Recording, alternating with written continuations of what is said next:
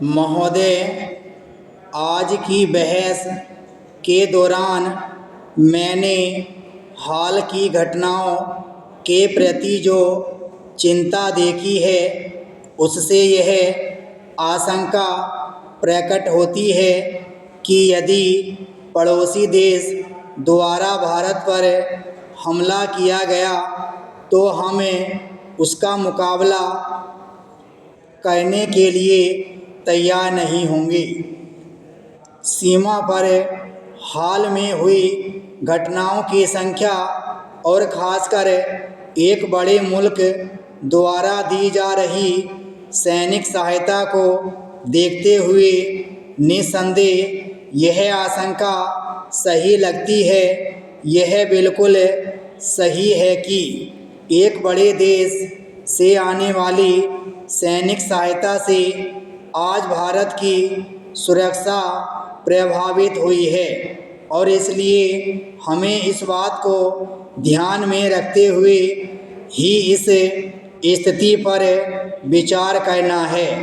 मुझसे पहले जो माननीय सदस्य बोले, उन्होंने आधुनिकतम हथियारों और अच्छे से अच्छा प्रशिक्षण प्राप्त करने के बारे में कहा। इसका सही मतलब क्या है? मैं सोचता हूँ कि युद्ध के उपकरणों में जितनी उन्नति हुई है उतनी और कहीं नहीं हुई है। इसका नवीनतम और अंतिम उदाहरण परमाणु बम या हाइड्रोजन बम है। यही इस प्रक्रिया की चरम सीमा है।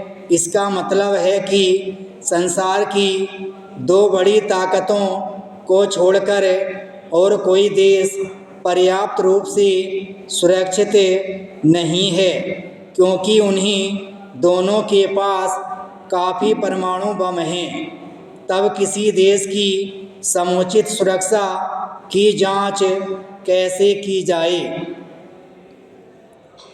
साफ है कि यदि कोई ऐसा देश जिसके पास परमाणु बम हैं भारत पर हमला करना चाहे तो सैनिक दृष्टि से हम बहुत कम सुरक्षित हैं।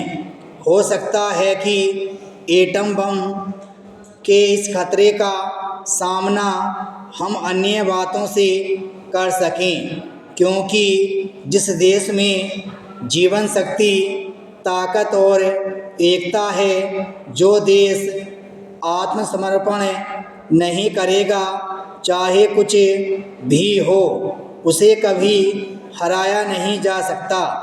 इसलिए मैंने प्रायः कहा है कि एटम बम का असली जवाब अन्य क्षेत्रों में निहित है। मैं ऐसा इसलिए कह रहा हूँ क्योंकि अंततः आपकी फौज या फौजी हथियारों का महत्व नहीं है, बल्कि लोगों की एकता की भावना का। हर कठिनाई और जोखिम के होते हुए भी लोगों के जीवंत रहने की भावना का महत्व है। यदि मुझे भारत पर भरोसा है तो यह भरोसा अन्य बातों के अलावा अपने लोगों की एकता और हिम्मत पर है। यदि यही कमज़ोर हैं तो फिर चाहे कितने ही टैंक या हवाई जहाज़ झोंक दें, कोई फ़र्क नहीं पड़ेगा।